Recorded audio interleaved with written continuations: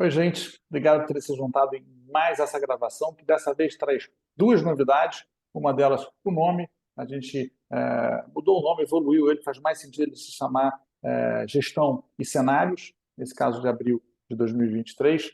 E também, pela primeira vez, a gente vai trazer alguns gráficos que vão sustentar a apresentação e ajudar, de certa forma, a gente a sintetizar a mensagem que a gente quer passar para vocês. Foi uma das dicas que vocês passaram para os seus planejadores ao longo dos últimos dias, entre a última gravação e essa mesma, e a gente está sempre querendo evoluir. O que, aliás, me lembra que eu sempre tenho que fazer um recado. Se você ainda não segue esse canal no YouTube, aperta o botãozinho aí no seu canal e você vai ser avisado cada vez que tiver uma nova gravação como essa, e ajuda muito no nosso relacionamento. Então, para a gente iniciar, deixa eu apresentar para vocês a Magali, que aparece aqui ao meu lado. Ela é minha sócia, nossa CIO, Chief Investment Officer da Fiduc, responsável no Comitê de Investimentos. Ela é o par justamente do Evandro, que é um pouco o principal executivo de investimentos junto e sócio da Rio Bravo.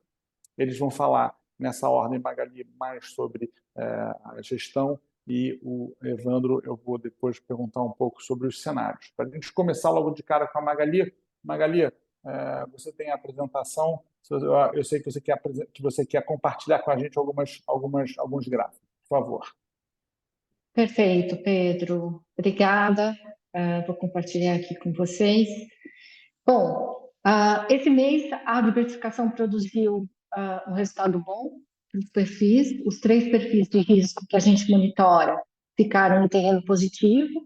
O perfil conservador ficou um pouco abaixo do CDI, mas uma rentabilidade bastante razoável aí de 0,76% contra 0,92 do CDI. O perfil balanceado praticamente em linha com o CDI, e o especialista atingindo um retorno de 1,09% em abril, superando o CDI, né, que mais uma vez foi de 0,92%. O que eu destaco aqui em termos de performance positiva foi o desempenho do Fiduc Ações, que subiu 2,15% no mês, e esse ano acumula uma performance superior, né, ao índice Bovespa em mais de 1,3 pontos percentuais. E como destaque negativo, o fundo multimercado, que ficou um pouco aquém do seu potencial aí, rendendo 0,42% no mês.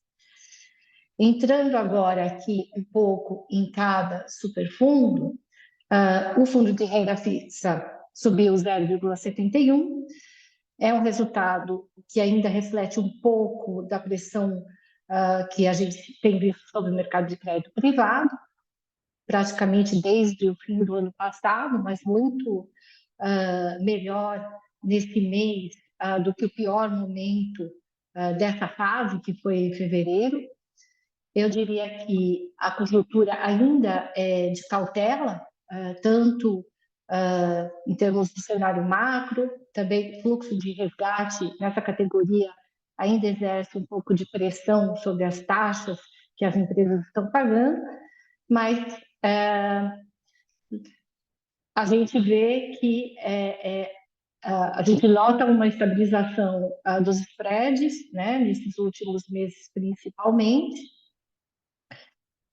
e uma perspectiva de retorno melhor para os fundos à frente, porque ao girar essa carteira, né, eles vão colocando para dentro papéis muito melhor precificados, em papéis, inclusive, com baixo risco, né, porque mesmo as empresas boas têm pago, vamos dizer, taxas melhores para os investidores. Tá? Nesse momento, a gestão profissional ativa do comitê, ela monitora mais de perto a carteira dos fundos, né? Aqui, depois de falar um pouquinho da conjuntura, a gente também fala o que a gente tem feito. Então, sempre é importante acompanhar a qualidade do passivo, fazemos os rebalanceamentos na carteira quando eles são necessários, né? E já vemos algum resultado também sobre isso. Também é importante falar né, mais uma vez, que do ponto de vista dos gestores especialistas, e aqui a gente está falando dos fundos investidos, que esses gestores que fizeram caixa no momento, vamos dizer, de maior pressão sobre os mercados, agora começam a usar esse caixa para recompor uma carteira com uma melhor rentabilidade, né? E o que a gente acha que está faltando, vamos dizer, para isso se materializar no resultado dos nossos fundos? Acho que falta esse fluxo de resgates nos fundos de crédito hoje, de renda fixa em geral, aliás, eles pararem, né? Ou até com essa possibilidade de virarem, né? Eu acho que um dos gatilhos para isso acontecer é, sem dúvida, um início do ciclo de corte de juros, que eu acho que está ficando cada vez mais próximo no Brasil, e eu acho que o Evandro também pode falar um pouco sobre isso, mas a gente começa a ver essa perspectiva realmente, depois de ver uma estabilização desse mercado aí nos últimos 2 meses, uma perspectiva de melhora também de retorno dos próximos meses. No multimercado, teve um retorno de 0,42, claramente abaixo do potencial, mais uma vez. Isso porque os gestores dessa categoria normalmente buscam um retorno superior ao CDI, né? E esse desempenho mais fraco desse mês, e eu acho que do ano em geral, ele está muito associado a algumas mudanças bruscas de cenário que nós tivemos, principalmente no exterior, onde o risco desses fundos hoje está mais concentrado. E mais recentemente também a gente viu algumas quebras de correlações históricas. Então, vou dar um exemplo aqui, né? A gente viu juros nos Estados Unidos subindo, atividade desacelerando, e ainda assim a Bolsa subiu 9%, o S&P subiu 9% até abril. Então, isso são quebras de correlações históricas. Normalmente, os fundos multimercados trabalham em cima dessas correlações para ganhar dinheiro, e o que aconteceu também foi que, como a leitura ficou um pouco mais difícil, eles tiraram um pouco de risco da mesa, né? Até para preservar a capital. Só que, na hora que eles também reduzem o risco, eles também impactam negativamente a rentabilidade. Então, o que a gente espera, até embasado nas conversas com os gestores aí nos últimos dias, é que, com a consolidação do cenário do fim do ciclo de alta de juros no Brasil e no exterior, e com preços de ativos no Brasil já num patamar muito baixo, esses gestores voltem a colocar mais risco para os livros, né, tanto no exterior como no Brasil, e isso provavelmente vai ter um impacto positivo na rentabilidade aí dos próximos meses. Indo agora para o Fiduciações, o Fiduciações subiu 2,15% no mês.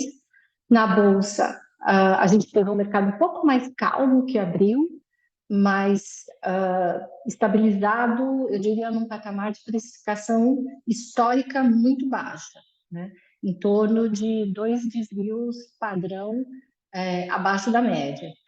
Então, a gente acredita que ainda vamos ter, nos próximos meses, um cenário volátil, em função da tramitação da proposta do arcabouço pelo Congresso, né? E também repercutindo as discussões sobre aumentos de impostos e reformas tributárias que, obviamente, afetarão as empresas brasileiras, né? Então, acho que isso até já são coisas que já vêm afetando a Bolsa, né? Por exemplo, em abril a gente viu, por exemplo, as discussões tributárias afetando as empresas do setor de consumo e varejo no geral, e à medida que novas informações vão surgindo aí com base nessas discussões e também com base no arcabouço fiscal, e aí eu diria pode ser positiva ou negativa, né? Não necessariamente negativa. Aí eu acho que a Bolsa vai reagindo. Então a gente deve ter ainda uma continuidade de volatilidade em relação a esses assuntos nos próximos meses. O comitê está trabalhando para simplificar a carteira, tem 2 fundos em processo de saída, outras revisões estão em andamento. Faz parte da nossa rotina fazer essas avaliações periodicamente, e elas vão sempre ter o objetivo de aprimorar a carteira do ponto de vista de retorno e risco. Em paralelo, o comitê estuda sempre incluir outras estratégias complementares, né? No momento, a gente tem olhado fundos de dividendos como uma dessas possibilidades, sempre almejando aí buscar essa relação de risco-retorno. Do ponto de vista dos gestores especialistas, a gente ainda observa, no geral, posições mais defensivas, mas a gente também começa a perceber que há um movimento de aumento de exposição a empresas e setores com preços muito depreciados, né? Então, por exemplo, a gente viu muitos gestores aumentando a exposição a bancos, por exemplo, né, que estão aí com múltiplos historicamente muito deprimidos. E também aumento de caixa em alguns casos, desculpa, aumento não, diminuição de caixa, né, o caixa que o fundo carrega em alguns casos. O fundo internacional subiu 0,63% no mês. Nesse fundo, naturalmente, o que acontece fora do Brasil tem muita importância, né? E o cenário de consenso atualmente é de que o ciclo de aperto monetário nos Estados Unidos terminou. Lembrando que o ciclo de alta, né, em várias economias desenvolvidas, ele veio como uma resposta dos bancos centrais para derrubar a inflação, que estava num nível muito alto, e isso, obviamente, não só, né, bate na atividade econômica, que desacelera, mas também começa a tornar mais atraente os títulos de renda fixa pagos pelo governo e pagos pelas empresas, né? As commodities não têm um caminho tão claro esse ano, tá? Não, a gente não vê nenhuma tendência muito homogênea, até porque eu acho que elas estão tentando se equilibrar entre, de um lado, uma demanda menor nas economias desenvolvidas e uma maior demanda que está sendo gerada pela recuperação da China. Então, em linha com esse cenário que eu descrevi aqui, no último rebalanceamento que o Fundo da Rio Bravo, a alocação fez no mês de abril, esse é o nosso maior fundo dessa carteira, a gente incluiu uma parcela de exposição à renda fixa americana, né? Que são basicamente treasuries, e não crédito privado, justamente para aproveitar esse juro mais alto aí nos Estados Unidos. Até eu trouxe aqui uma fotografia dessa carteira, né? Então, a gente nota aqui, né, que os títulos do Tesouro americano hoje representam mais ou menos um quarto do fundo, com diversos vencimentos, de novo, para aproveitar esse momento raro em que os títulos americanos estão pagando uma taxa muito alta. Então, a gente nota que o fundo está bem diversificado, né? E que, além das ações que tradicionalmente tem sido o carro-chefe dessa estratégia, nesse momento também a gente conta com a presença de renda fixa na carteira e commodities aqui como o ouro, que representa 7%. Por último, queria deixar uma mensagem sobre o Previdência Balanceada. Ele subiu 0,64% no mês. Esse fundo tem predominantemente fundos de renda fixa e multimercados, mas também tem um pouco de ações e de fundo imobiliário. Em termos de conjuntura, o cenário é o mesmo que a gente viu aqui para os fundos das respectivas classes, né? Renda fixa ainda sob alguma pressão do macro e do fluxo de resgates, mas com performance superior ao pior momento, que foi fevereiro, e os multimercados sofrendo aí um pouco com essa quebra de correlações. Um destaque muito positivo nesse mês foi o fundo imobiliário. A gente tem uma participação de 3%, de um fundo, inclusive, que a Rio Bravo gere, e esse fundo subiu, se não me engano, 4% ou 5%, né, Evandro? Não vou lembrar o número exato, mas foi alguma coisa muito alta, acho que 4,35, quase. isso aí. Exatamente.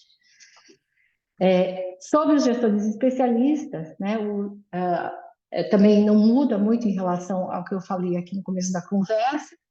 A gente está vendo gestores de renda fixa e ações começando a aproveitar as oportunidades, que já estão muito óbvias, eu acho que para quem tem uma perspectiva de longo prazo.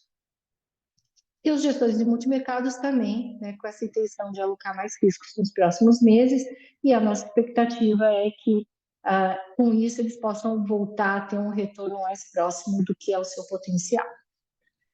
É isso, queria passar a palavra de novo agora para o Pedro. Obrigado, Magali. Acho que você pode descompartilhar, cara. O Evandro, acho que um dos privilégios de estar sentado na posição que eu estou é que eu converso muito com você e com a Magali. E, além disso, sou um brasileiro como outro qualquer. Assim, e a verdade é que hoje o que eu sinto das pessoas que são nossos clientes é muita dúvida, né? Elas olham, elas estão muito preocupadas com o estado geral das coisas. De certa forma, a gente estava falando sobre os investimentos ao longo do mês de abril, mas agora a gente tem que falar sobre um cenário um pouco maior.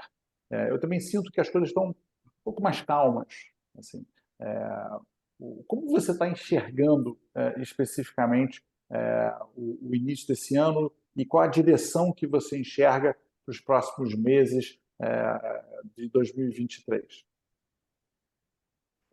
A percepção que as coisas estão mais calmas, acho que é correta mesmo, Pedro. Tem a curva de juros, por exemplo, já caiu de um nível máximo ali na virada do ano, bastante. Diria que 1,5% é muita coisa, né? A precificação da curva de juros já indica um corte da taxa básica esse ano. E, entretanto, essa realidade não passou para os outros ativos. A bolsa, como a Magali comentou, continua com níveis de valuation, de preço relativo ao passado, muito, muito baixo. A mercado de crédito privado, por questões técnicas de fluxo, né, de saída de investidores, também ainda não conseguiu pegar esse benefício da curva de juros soberano. Então, tem algumas questões técnicas, como Magali também comentou, principalmente no mercado de renda fixa. No nosso mundo, a gente tem comentado bastante sobre os resgates que as pessoas vêm fazendo dos fundos de investimento, né? Não há fundamentos que justificam isso no momento. Houve problemas de crédito de lojas americanas, depois de Light, que foram rapidamente precificados pelo mercado, né? E quando eu digo precificado, é que os fundos deixam de ter um impacto negativo, porque os administradores já colocaram o preço um valor muito, muito baixo. Então, não deveria ser um problema, não deve ser um problema para frente. Agora, tirando o fator técnico, que é principalmente esse fator dos resgates que vem acontecendo, e Magali também comentou que uma coisa que pode ajudar muito é a queda da taxa de juros, que a gente acredita que vai acontecer no segundo semestre, porque ela afeta todo mundo, né? A maré subir e descer afeta todo mundo que está nela, não importa se é bom, se é ruim, se é um aumento, se não é. E quando tiver mais claro o que isso vai acontecer, eu acho que os ativos de risco vão ter um bom desempenho. E aí, para isso acontecer, depende um pouco do macro e um pouco dos ruídos, né, de curto prazo, desse ajuste fino. No mundo, ainda tem uma dúvida sobre política monetária, apesar de que nos últimos meses há um consenso de que a gente está muito próximo do fim do aperto monetário dos países desenvolvidos.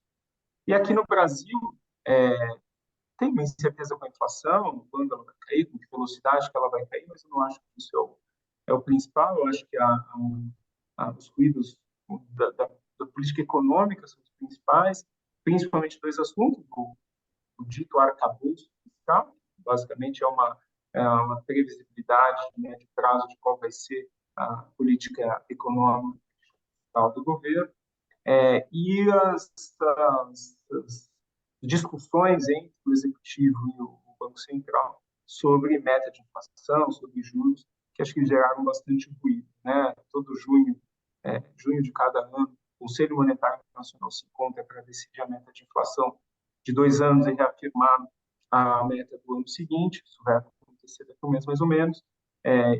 Ninguém sabe o que vai fazer, o que vai acontecer, mas os boatos são de que, agora em junho, o governo, que tem 2 votos no Conselho Monetário Nacional e no Banco Central tem 1 voto, não deve mexer na meta de inflação, o que hoje é visto como uma boa notícia pelos economistas, né?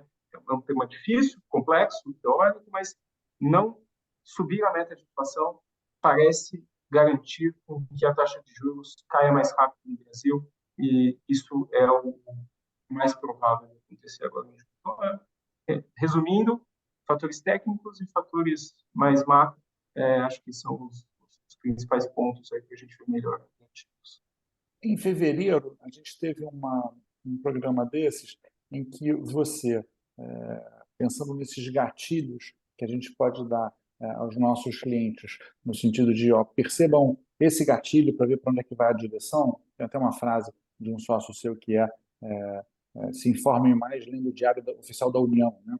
E, que é uma boa anedota, mas não funciona porque ninguém vai ler o Diário Oficial da União. Então, eu vou ter que perguntar para você o resumo disso. Mas, dentro desse resumo, em fevereiro, um dos gatilhos que a gente tinha que ficar de olho era a indicação para o Banco Central dos 2 novos diretores, onde um deles é politicamente mais importante do que os outros. O diretor de políticas monetárias, se me falha a memória. E agora, a gente está gravando esse programa já em maio, esse diretor foi apontado, é o Galípolo, que era, vamos chamar, o braço direito do Fernando Haddad. Como é que você, Evandro, enxerga a indicação do Galípolo para Banco Central? É uma pergunta mais difícil do que parece. Eu poderia ficar falando por uns 20 minutos sobre ela, mas o Lula, durante todo o seu mandato, indicou para o Banco Central apenas, para essa vaga, inclusive, apenas economistas muito ortodoxos, como a gente diz, quase todos da PUC-Rio, quase todos de mercado, alguma passagem do mercado financeiro ou empresa. A Dilma foi um pouco diferente, mas privilegiou acadêmicos e funcionários públicos. Essa é a primeira vez que se indica para uma vaga dessa alguém que estava no Ministério da Fazenda, mesmo que recém-chegado. Então, foi uma mudança de paradigma desde que o Lula assumiu. Antes disso, desde que o Copom foi criado na década de 90. Por isso que eu digo que é uma pergunta complexa. Dito isso, ele é uma figura que tem, mesmo estando em pouco tempo em Brasília, causado excelentes impressões por sua capacidade de organizar equipes, de lidar com temas complexos, negociações complexas. Ele entende o funcionamento do mercado financeiro, foi presidente de um banco por alguns anos, mas também ele, na sua vida acadêmica, estava mais próximo do que a gente chama de heterodoxia, que não é o linguajar que o Banco Central e nenhum Banco Central do mundo usa. Por isso que é um tema complexo, são coisas positivas e negativas que geram dúvidas, mas o que restou desse equilíbrio é uma visão neutra, de que isso não deve afetar a perspectiva, né, falando bem concretamente, não deve mudar o fato de que os juros devem cair no segundo semestre, ali na metade do segundo semestre, provavelmente. Perfeito. Tá bom, tá ótimo. Magali, você quer adicionar mais alguma coisa na linha de cenários do que você tem conversado com o Evandro nas últimas semanas? Então, eu acho que a gente está num momento, do ponto de vista do cenário, em que a gente começa, assim, em primeiro lugar, ver um começo de endereçamento de questões macroeconômicas que pesaram, né, sobre os resultados dos ativos de risco, principalmente, no fim do ano passado e no começo desse ano. E, por um outro lado, a gente também começa a ter um cenário onde os preços dos ativos, né, eles começam a chamar muita atenção, né? Então, olhando para a bolsa, né, olhando mesmo para os títulos de renda fixa, como debêntures, outros títulos que as empresas emitem, a gente vê empresa muito boa pagando a taxa muito alta. Então, assim, esse cenário de um lado, você começa a ver questões como encaminhamento fiscal, né, através do arcabouço, um pouco mais direcionados, né, fim do ciclo de subida de juros, e de um outro lado, né, também esses ativos assim num preço muito bom, né, obviamente que isso a gente pode estar entrando numa situação, né, que não tem muito mais onde o preço cair. Por um outro lado, parte desse endereçamento e até algumas notícias mais positivas que a gente pode ter agora nesse segundo semestre com a queda dos juros, pode fazer muito preço do outro lado, né? Quer dizer, a gente pode começar a ter um impacto muito positivo para ativos de risco na medida em que as pessoas também comecem a ver que elas podem começar a ter retornos melhores aí também, né? E que essas taxas que elas estão, né, hoje aproveitando, que estão muito altas aí, por exemplo, em títulos governamentais, elas vão estar caindo, né? E a gente sabe que esses movimentos eles são muito rápidos, eles são muito robustos, né, em termos de intensidade, né? Então, eu acho que isso é uma coisa que, obviamente, a gente aqui está muito em cima, né? No momento pior, a gestão da FIDUC, da Rio Bravo, ela atuou para minimizar o risco, né? Nesse cenário que a gente descreveu aqui, e no momento bom, ela também vai estar pronta para capturar, né, esse upside, né? Então, de novo, Pedro, acho que a gente tem recomendado isso sempre, mas a diversificação é a melhor estratégia, né? Obviamente, uma diversificação com minimização de risco na medida do possível, né? E eu acho que isso a gente e os nossos gestores especialistas fizeram, né? E lentamente eu acho que a coisa pode caminhar para um outro lado, né? Onde a gente pode ter uma fase de performance melhor, desempenho melhor desses ativos de riscos, que hoje também compõem a carteira da FIDUC. Bom, Evandro, últimas palavras? Nada a acrescentar depois da Magali. Acho que é isso. O fundo do poço parece assim, longo, doloroso, mas sempre a luz chega. Delícia. Tá bom. Olha, se você é nosso cliente, tem 3 coisas que você pode fazer todo mês para entender melhor a gestão e os cenários. A primeira é assistir esse programa que a gente grava para vocês. A segunda é ler a carta mensal de gestão que a gente envia para vocês, que tem entre 5 e 10 páginas, e depois de ver esse programa daqui, ela vai ficar muito mais fácil de ser compreendida. E a terceira, talvez seja a mais importante. Com esse conhecimento, procura seu planejador.